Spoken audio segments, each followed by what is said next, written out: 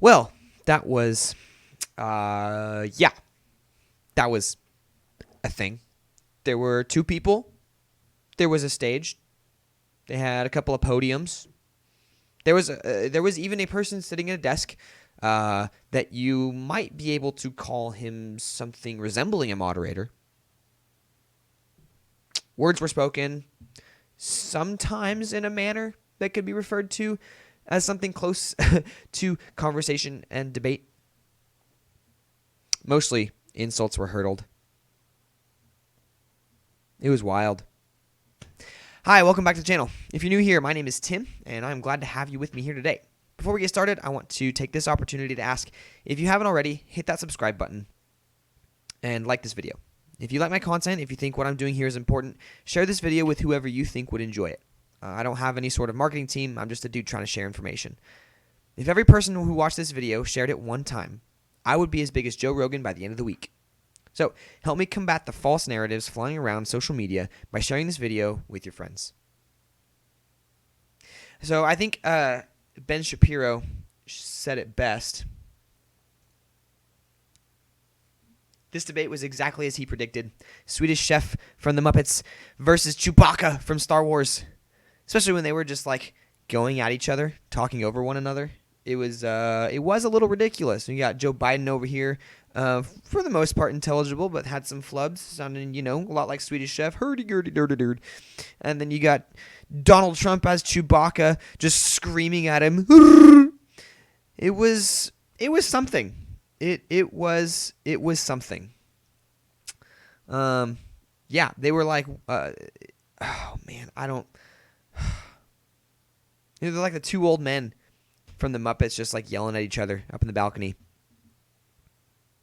And they weren't even like, the insults that were hurled weren't even good. They were like 3rd through 5th grade level stuff, like, oh, shut up, man, and you're stupid, or you're the worst president ever. And it's like, I half expected one of them to just be like, your mom. At one point, it was all ridiculous. It was ridiculous. And so there are a few things that I want to talk about in today's show from the debates last night, ranging from debunking some wild claims about Donald Trump to healthcare and COVID, to just how ridiculous this entire thing was. It was so ridiculous. I was angry, and I think everyone was pretty much angry. I was scrolling through Facebook and Twitter, and like everyone was tweeting and posting on their walls, like, what is this? What are we watching? Like, these aren't two civilized human beings. These are two preschoolers trying to beat each other with their rattles. Ugh. Man. All right, as I mentioned, things I want to talk about. The first thing I want to talk about is the exchange on healthcare, because it was something I don't think many people caught, was that Trump was actually pretty prepared and well informed, and we'll go into that here in a minute. But Biden was not. Biden pulled a lot of numbers out of nowhere, out of thin air. Like, the only data point that Biden pulled that was accurate was the 200,000 dead from the coronavirus. And we'll talk about that here in a moment. But the rest of his numbers, Pete just pulled them straight out of his butt. Right? He talked about how 100 million Americans would lose their health care by repealing Obamacare and expanding Obamacare to make health care more affordable. Again, came out of nowhere. No factual basis at all. None at all. Right? So this kind of resulted in a clash in the first solid hit of the night, landed by none other than Donald Trump himself. He said, Joe, you've had 308,000 military people die because you couldn't provide them proper health care in the military, so don't talk to me about this. Oof. So all this talk about Donald Trump not being prepared for this debate, that's a rather specific number for someone to not be prepared. I think Donald Trump's been spending a lot of time with Kayleigh McEnany. I do. I think he has.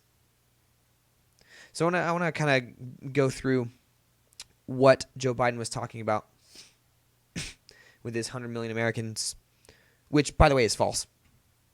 The 2017 enrollment numbers, speaking very roughly, about 20 million Americans are enrolled under ACA provisions, with about 10.3 million of that coming from the marketplace. Okay, so 10 out of 23, 22-ish, 10 out of 22 million, that's like half. Okay, first of all, let's get this straight.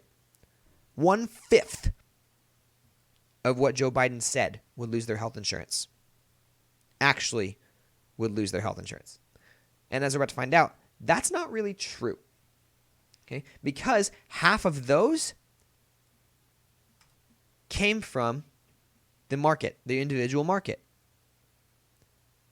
Right? This is Forbes. So prior to ACA, the individual health insurance market, the place where self-employed people and those without employer-provided coverage shop for coverage, had around 12 million enrollees.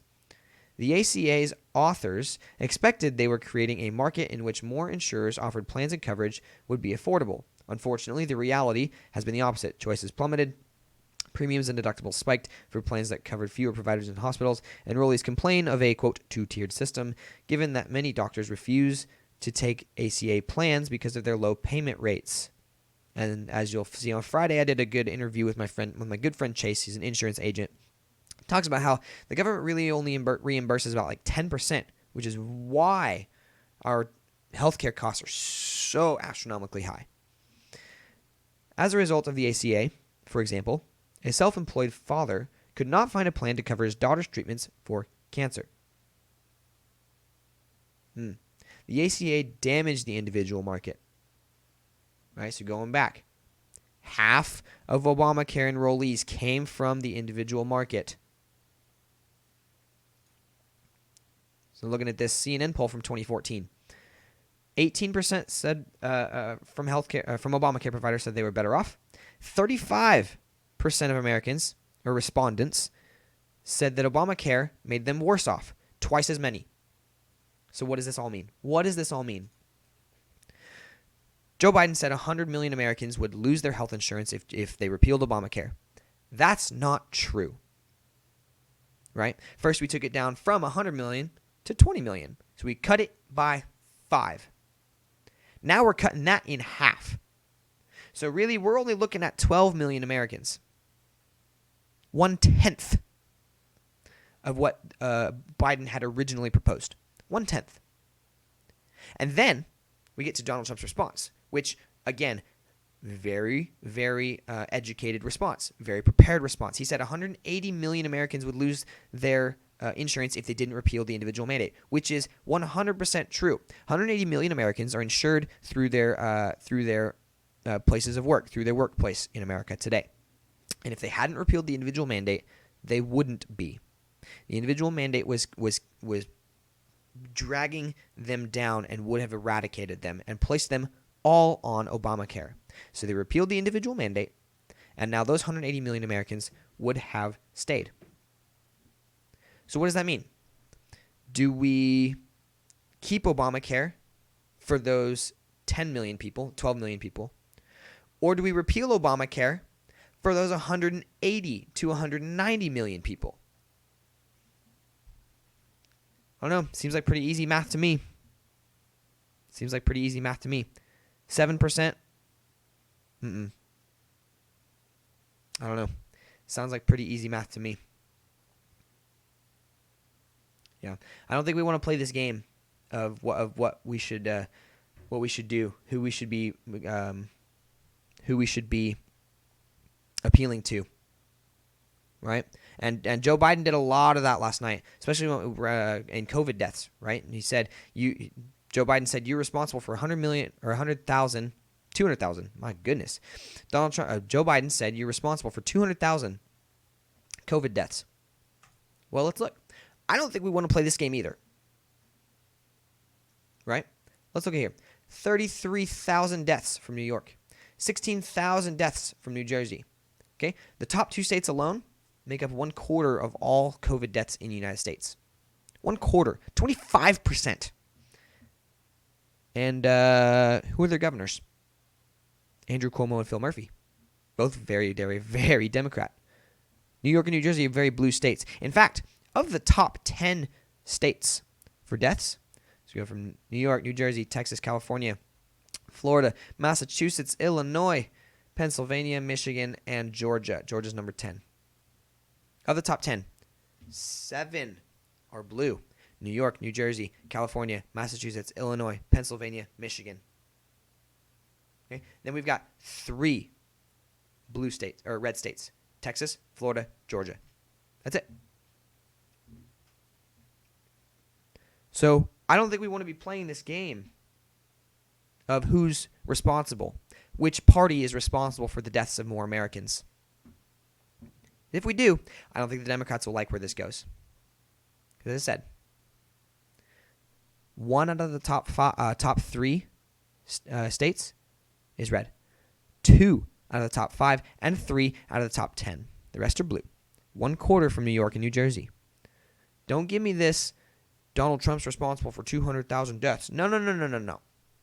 The governors are responsible for the deaths. The governors have one job: protect the citizens of their states. This was not on Donald Trump. Okay? The government does not exist to protect all of the American citizens from everything. Government exists to protect ourselves from each other. And that's really about it.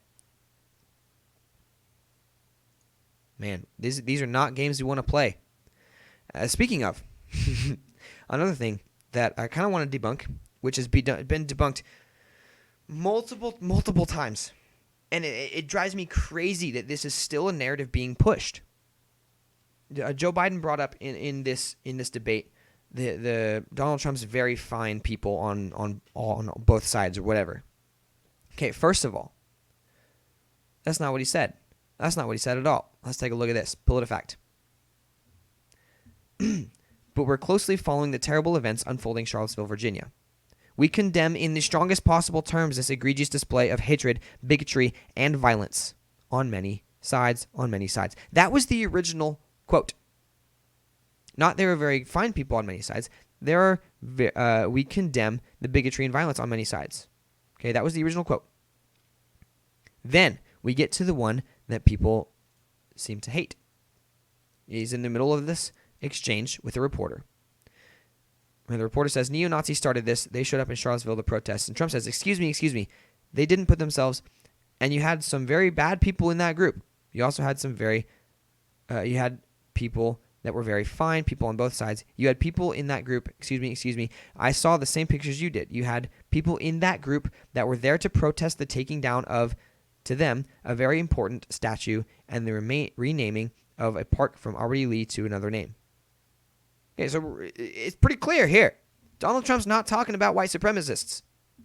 Donald Trump's not saying there were very fine people in that white supremacist group. He's saying there were very fine people on both sides of the should we violently tear down Confederate statues argument. There are very fine people who don't want these statues violently torn down. There are very fine people who do. Think whatever you want about that. But that's what he said. He was not saying there are very fine white supremacists. That was not his statement. So stop saying it is. We need to quit playing these games. Right? And this idea that Trump hasn't condemned white supremacy is just ridiculous to me. Because in that interview alone, or that weekend alone, he did twice, right? He says on August 14th, 2017, right after Charlottesville, racism is evil, and those who cause violence in its name are criminals and thugs, including the KKK, neo-Nazis, white supremacists, and other hate groups that are repugnant to everything we hold dear as Americans. So there he is right there, denouncing white supremacists. And he does it again the next day. Right? He says, I'm not talking about the neo-Nazis and white nationalists because they should be condemned totally. He says very fine people. I'm not talking about the neo-Nazis. I'm not talking about white supremacists and white nationalists. They should be condemned totally. So this idea that Donald Trump won't condemn white nationalists, white supremacists, and Nazis and KKK is a little ridiculous, and I'm getting tired of it. And I think so are most Americans. Stop playing this game. You're not going to win it. Look at the facts.